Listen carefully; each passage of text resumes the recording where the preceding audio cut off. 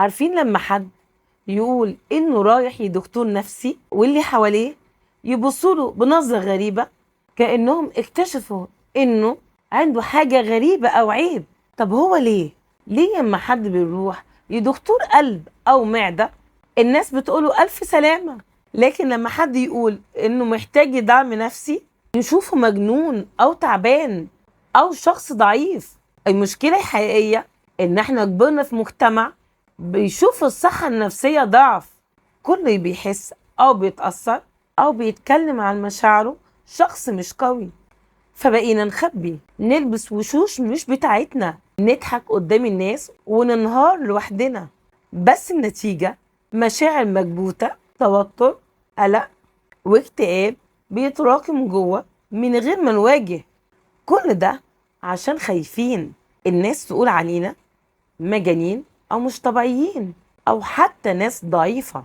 بس الحقيقة إن الصحة النفسية زيها زي أي جزء في جسمنا، بل أصعب. ليه؟ لأن الجسم نقدر نكشف عليه حاجة مرئية، لكن النفس حاجة مش مرئية، وده بيخلي التشخيص أصعب بكتير.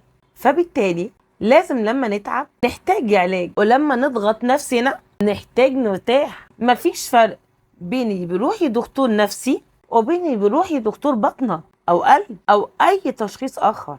الفرق الوحيد إني أول لسه مش واخد حقه في ثقافتنا ومجتمعنا، ولازم نبدأ نغير ده. نبدأ نقول أنا محتاجة أتكلم، أنا محتاجة أتعالج من غير خجل، من غير كسوف أو ضعف. طب الحل يا دكتور؟ التغيير بيبدأ مننا إحنا، من كل واحد فينا.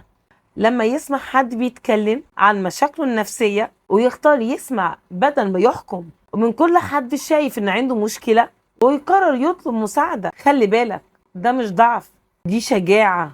كونك عارف ضعفك وبتعترف بيه وقادر تقف قصاده وتواجهه، شجاعة في حد ذاتها، دي أفعال الشجعان.